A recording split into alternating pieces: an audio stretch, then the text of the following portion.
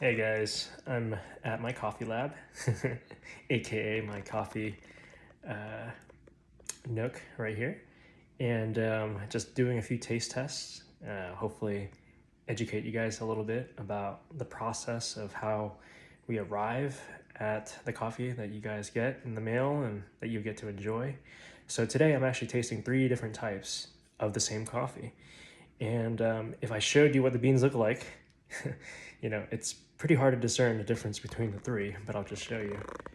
So we're tasting three different types, three different samples, but it basically is the same thing.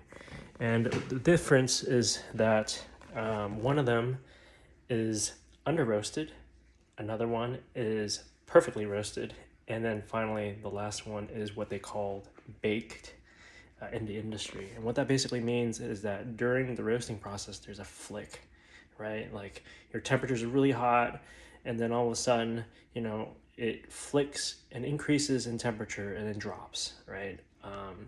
What that actually does to your coffee is that it makes it muter, right? Under roasted coffees, which I'll show you, we have three different samples that I'm tasting. So the under roasted one usually tastes like carrots or peas, and that's, even though that sounds kind of interesting, it's definitely not what you want in your cup.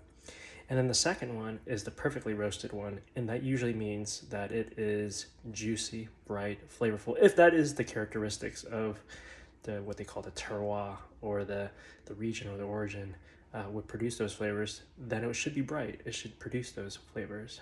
And then if it's baked, even though there's a flick in the temperature, it's actually going to mute the coffees, right? So the first one, I'm just going to taste the first one right here.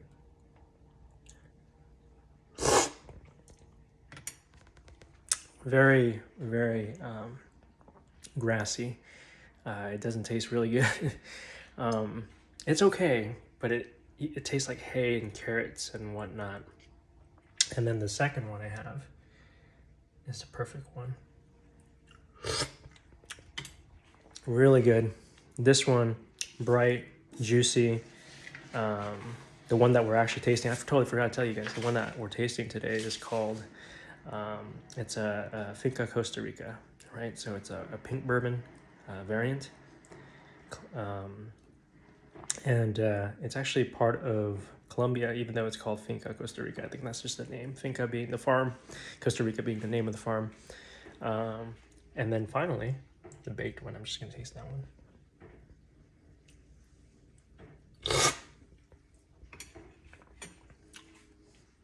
So already it's still, the baked one's not bad.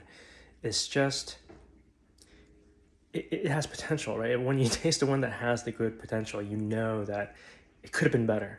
Still great, still very drinkable.